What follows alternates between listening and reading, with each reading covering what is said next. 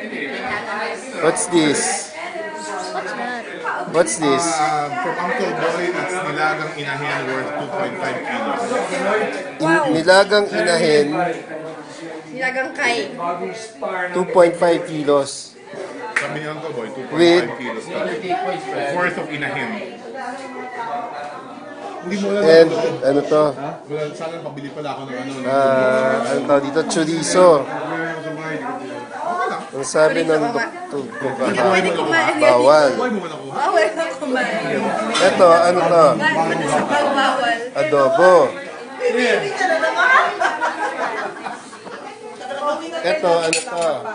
Kari-kari. Wala ngayon siya. Looks good. Ano Oh, ba yan? yan. Bakit And naman yan. sabay-sabay?